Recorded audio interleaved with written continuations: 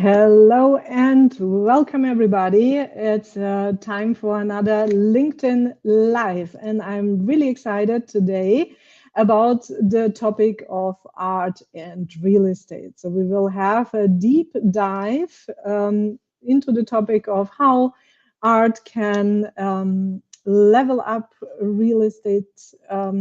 Real estate properties, rooms, and of course, I will not talk by myself about it because I know a little bit something about real estate, but not about art. I love art, and that's why I'm really excited that I have convinced my guest to join me today and to share a little bit about his work and about his vision. And I would say, happy welcome, Zack Ritchie. Hello. Hi, Lily, for having me. Hey, nice to have you. It's your first LinkedIn Live, I heard. Yes, it is my very first. So I excuse myself for not knowing the controls so well. You don't need to, you just have to be here and uh, tell us a little bit about yourself. So, Zach, you are creative advisor, you are an artist, you are a serial entrepreneur, you are based in Malta. Can you tell our audience a little bit, how did you end up in that field? Was it always your dream to do that? And what are you doing with art and real estate? So I find myself in a position where I'm doing something quite, I would say, different. I'm helping developers. I'm helping nations create places of destination. Places of meaning through the means of art. And I didn't always take this line of work. The line of work that I started off with is graphic design. So I was in the field of branding, illustration, and advertising. It gave me a very, very good kind of understanding of how important story is and how important art is in a commercial side. And I found my way through, I would say, like a lot of curiosities. Curiosities is what kind of got me into different places. So there'd be curiosities to try out new things. Like I really got into property by by pitching an idea, which is Hmm. something that I saw abroad. And it's so crazy, you go abroad and you see what there is. It's like you see things with a fresh pair of eyes. Then you come back to your hometown and you say like, wow, we have this. It's just like no one's really doing it different. I'll give you an Mm-hmm. example. So in 2018, I had gone over to Spain and I had also went to Sicily, and I started noticing like, wow, Antonio Gaudi, what an amazing artist. Look how much he's contributed. Sagrada Familia, Park Güell. He created these beautiful attractions, that gave so much to Spain. And when I came back to Malta, I started saying like, we have a lot of culture here. We have a lot. And Absolutely. it's like, because it's so mundane to us as locals that we are brought up and it's normal, we take it for granted. Mm. So I started saying like, like I like culture, I like stories, and I really love art. And in between that, I really like cartoon characters. I like storytelling. I like Disney. I like Pixar. I wonder if there's a way to, merge it. And I came up with this, I would say, maybe crazy idea to humanize Maltese culture into something that's more family friendly, something that can speak to a bigger audience, to make it a bit more relatable Mm. as opposed to being behind glass. And this idea took the form of an exhibition. So it was pure art at its form. But So, after the like in a gallery, so to say, exactly, introducing your creative work. exactly, and in fact, that was my first solo show. So it Cool. started off as an art exhibition, and from that, I didn't even realize it. But from what the people were telling me, it was actually the building of a brand, and it could take form into many different mediums.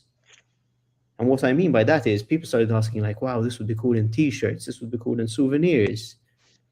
And my mind wandered. I said, wow, like what is something that I'm curious about exploring?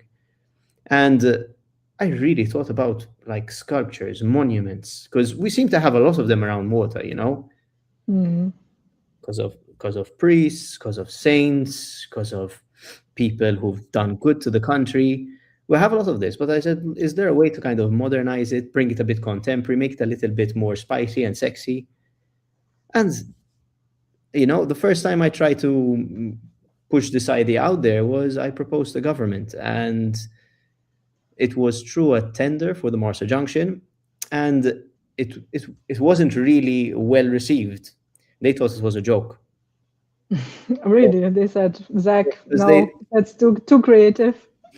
they thought it. I don't blame them, because it's sometimes Yeah. when some ideas are a bit out there, some people might look at you and say like this guy is taking the piss. Uh, Mm. they mentioned that it was too cartoony and it looked like I'm trying to make a joke out of the country, which is not the case because I'm very serious about what I do. Yeah. And I took that same proposal, and after a year, I refined it even more. I spoke to more architects, structural engineers, and all these things, and I got a better understanding of how it can be better. And I went to one of Malta's leading developers, and at the time he was developing a beautiful project, still is today, Mercury Towers, by one of the most contemporary artists that there is today, Zack Ritchie. And I said, wow, man, like we're going to have such a beautiful contemporary building on this island.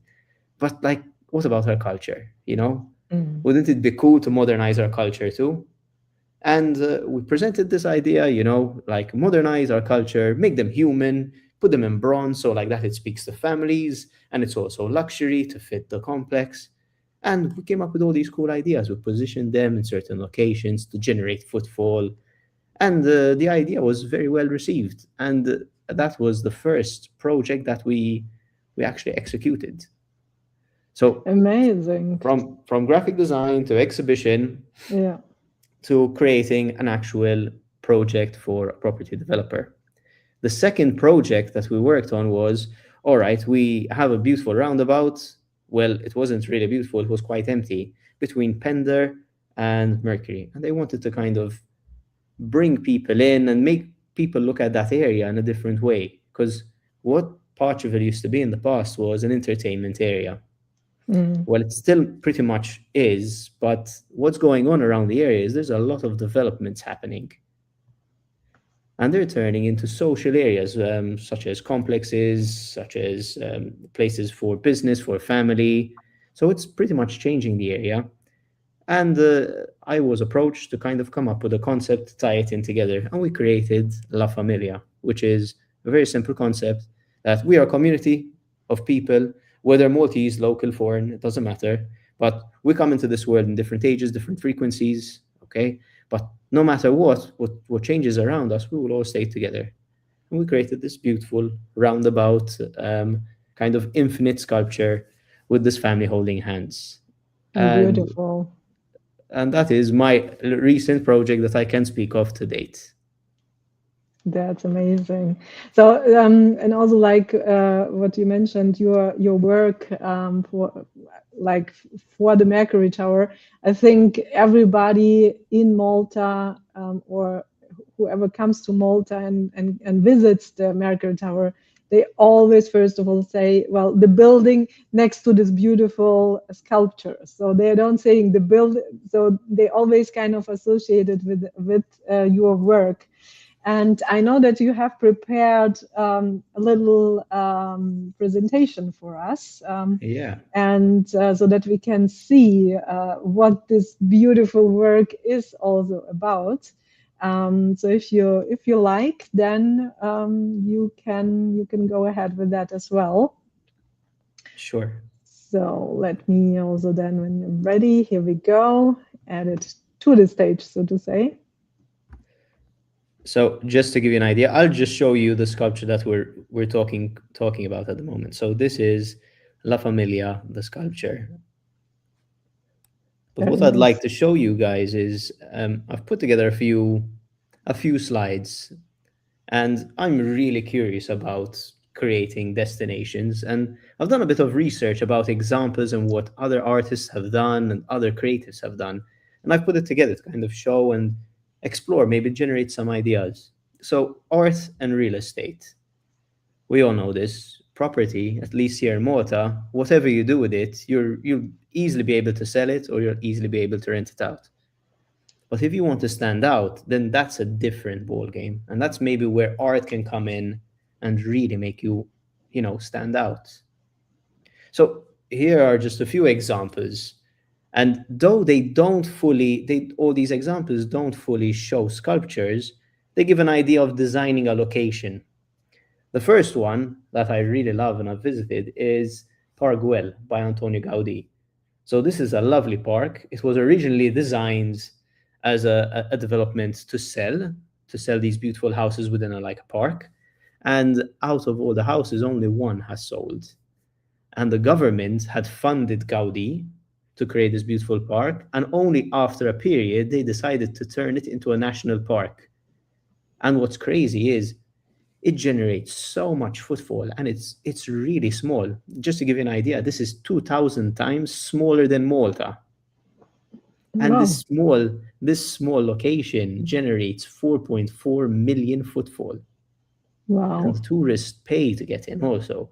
So this is generating more footfall than our island, and it's 2 times smaller. So this is just giving you an idea. Another great example is what people call the Bean, but it's actually called the Cloud Gate. So this is in Chicago.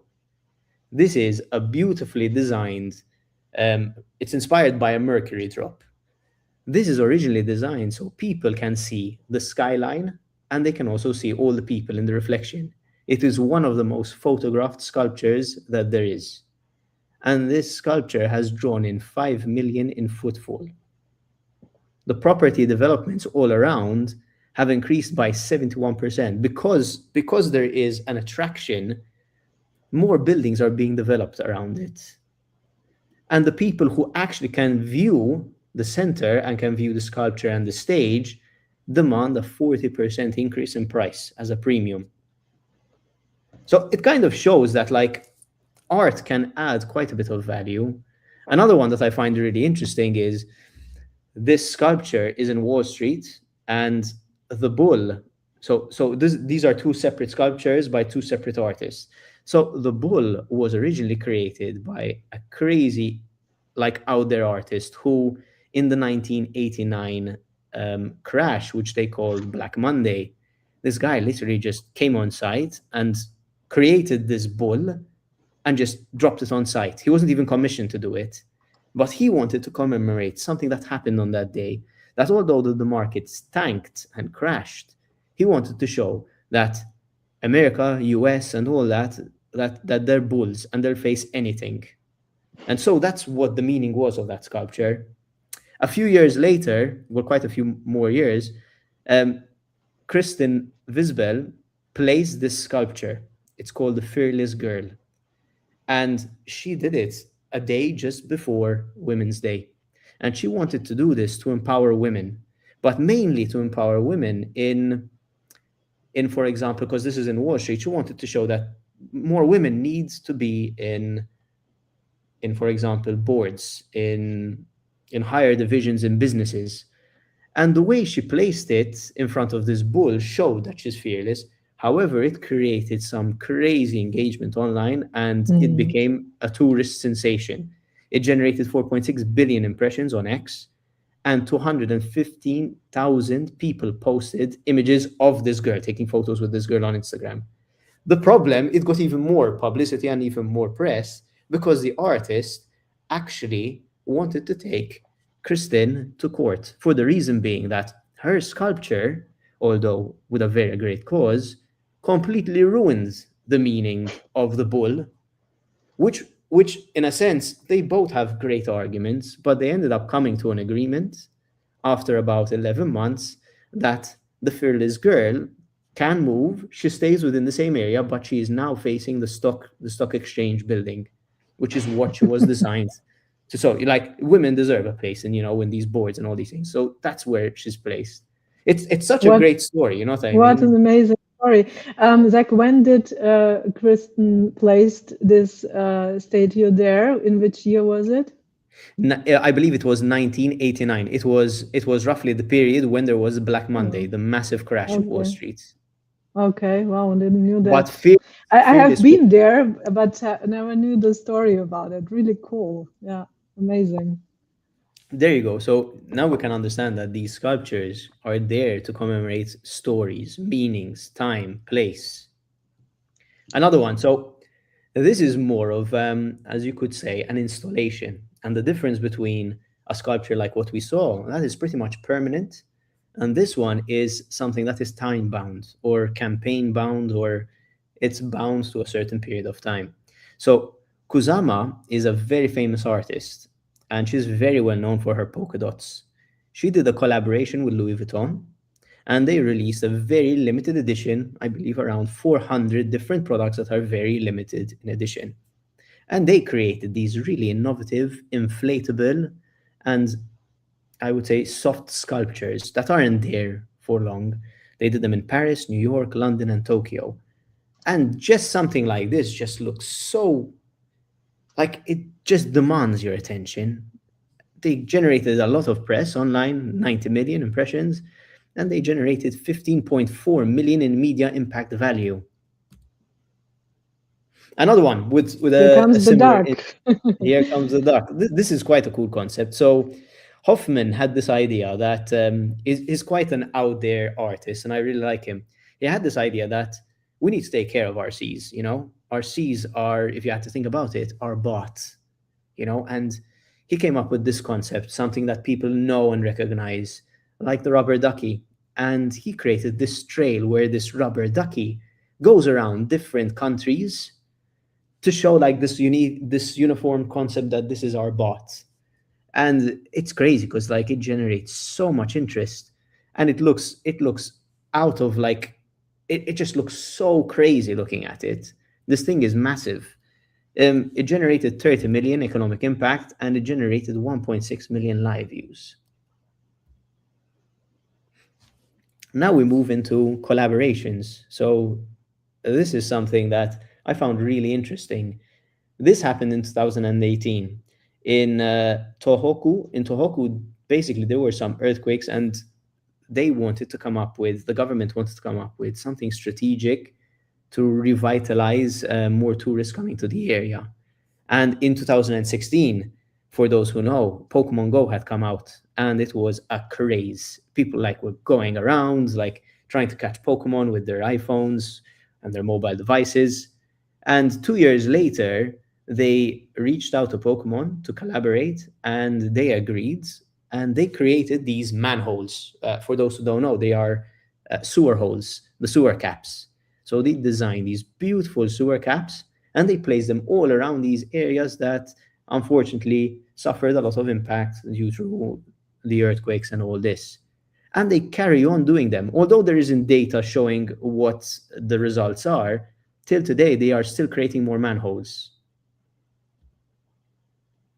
So in collaboration, you can see like there are certain countries and locations that have an IP, a character, or an artist who has created a character, and they do push them, and they do commemorate them as art.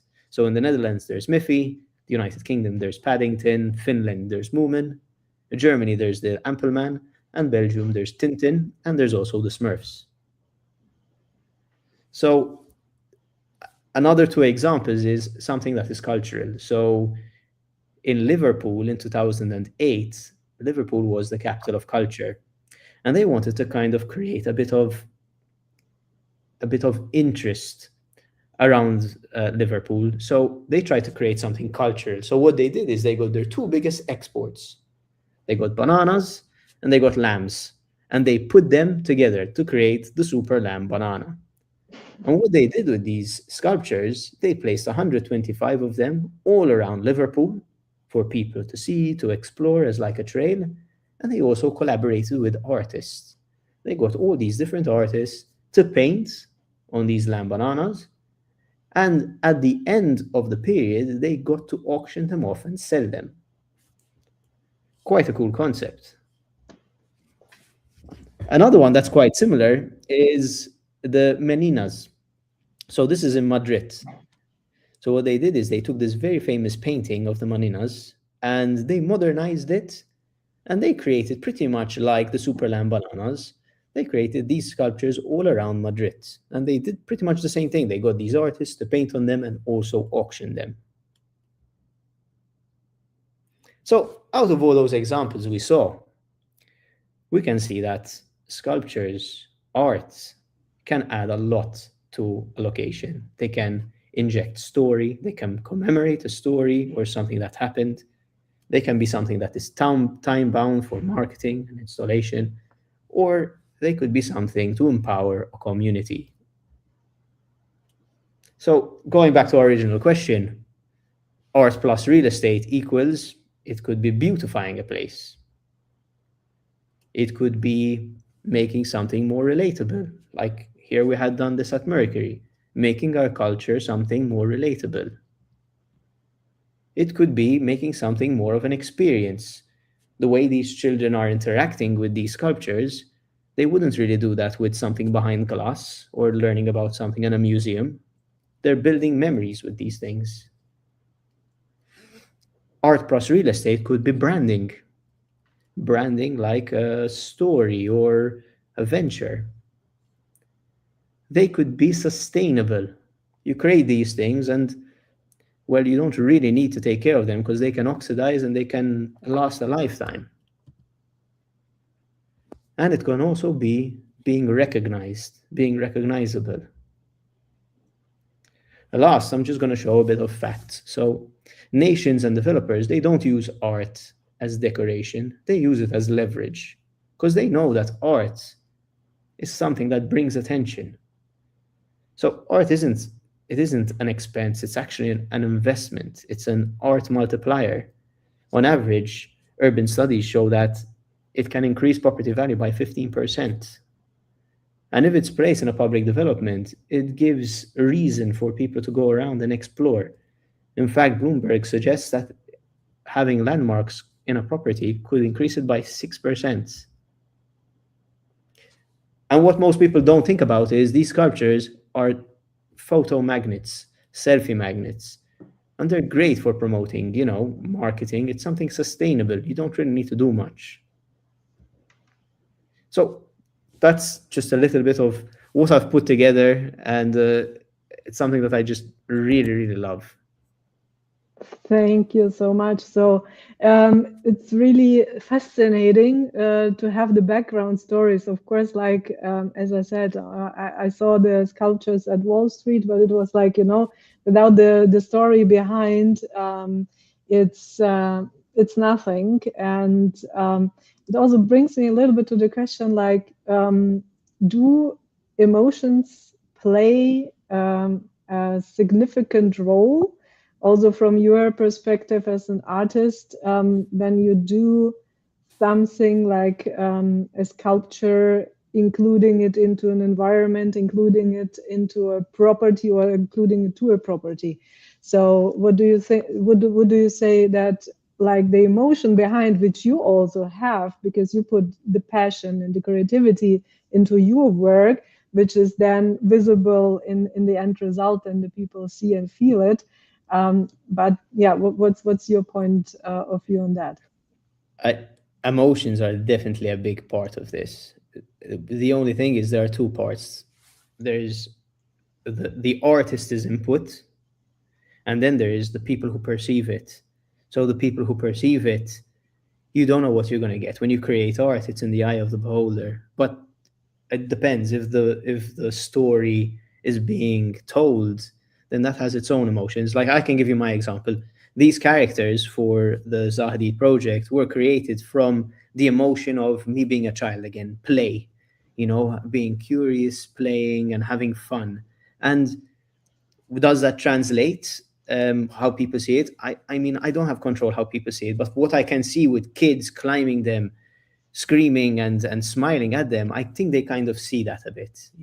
Mm. Yeah, absolutely. And as you said, like, how many people are taking photos. So even me, every time I'm there, I'm taking a picture, because you always have like a different angle or a different emotion on the day when you are visiting, that. And when people leave a building or leave a place which includes your work, what do you hope they feel or remember about it? I would say, at least for the projects that I've done, it would be to kind of indirectly be curious. Like, what does that? Why is there that character? Why does he look so different? What does he mean? I hope to make them curious. And if they're curious, they'll do the research and they'd say, wow, this is a prickly pear. Wow, this is the Maltese traditional boat. They're not gonna, it's a very different kind of engaging way of getting people interested in culture. Mm. Yeah, So I hope to make that's a people good view. curious. Okay, so curiosity is the keyword here. And so I don't know if you want to share what kind of project you are working right now, but in general, what kind of spaces would you love to work with more in the future, like private, public, or urban developments? Do you have kind of a passion, or make like a art gallery exhibition tour worldwide, or what's your kind of vision for your future work, so to say? Right now, I'm working up in a right now I'm working on a project in Dubai. I can't really share much information, but I what I really wish to do is create more art that connects people, that kind of gets people curious, that gets people wanting to explore. And I think the ultimate would be like creating sculptures that actually make people engage with it. So the ones in a public place, so to say, or yeah. So for example, the ones in Mercury, although they have an internal structure and they are designed to withstand loads, the designs were not designed for children to climb and play on. Nothing wrong with that, but had I known that, I would have changed the designs a lot more by Mm, creating maybe a bench to sit down near a character, by having the character in poses that ask you to go up and hug the character, or you're understanding me. They were mm, designed as like placeholders. But when you see people interact it and make it theirs, it just gives you much more ideas. Well, it's given me a lot more ideas. mm. It's a little bit of, also I have always an association with visiting Disneyland, so that you can interact with the characters like in real life. And I always have this association when I see your work, that especially when children are around climbing on them, that it's like Disneyland, like having a relationship to the characters, so a little bit in that direction. That's right. Yes, I have one more question before we finish it up. I could talk for hours, but um, if real estate creates place to live and sculpture creates moments to feel, where do the two truly meet for you? If real estate creates a place to live and sculptures creates moments to feel. Hmm. It's a tricky question, maybe, I know. It's a deep one. I hear Lily. I guess Ah, I guess they the if they one for the end. I guess if they can coexist, I mean it's great, you know. So that they go hand in hand, kind of. And they go hand in hand. I guess it's really the story. It's either the story that is being told in the building, the project, or the brand, or what it means to you, the viewer, or to me, the viewer. You Mm, know, mm. if I have a love for nature, of course I'm going to love a massive cactus outside my house, for example. I guess Yeah. art. What I can say is this: is that property and real estate are mostly, if you had to think them down and strip them, their utility. A place to cook, a place to sleep, you have it all. But when art is injected, it becomes more of a higher experience that what you could say it's more luxury. And what do people care about in luxury? They care about experiences. Mhm. So that's why we travel as well. We want to experience something different, something local, something new. So yeah, art can really, really, really help. Absolutely. And I also think, like what you just said, to have the story behind and also to tell the story and to be able to transfer the story also through art, it makes the big difference and gives properties or environments a special kind of feeling or makes it special compared to all the other buildings maybe in the neighborhood. Also, with the examples you brought up in your presentation, I think they're really showing it really nicely how it can work. Zach, thank you so much. Where could people reach out to you? So, what data can we share about you? Thank you very much, Lily. People can find me under my name, Zack Ritchie. I'm on LinkedIn, I'm on Instagram, I'm also on X. Feel free to reach out. I'm happy to have a chat about arts and real estate. I'm pretty sure they will. And also, guys, if you have any questions we have not answered, then you can also ask them underneath this video. And I will make sure to provide a question to Zach and answer the question. Doesn't matter what it is. Zach, thank you so much for your time and the amazing work you are doing. You know, I'm a big fan, and that's why thanks so much that you agreed for this LinkedIn Live to join me and to share a little bit about your work and also the creative mind you are. Thanks so much. Thank you, Lily. Thank you very much.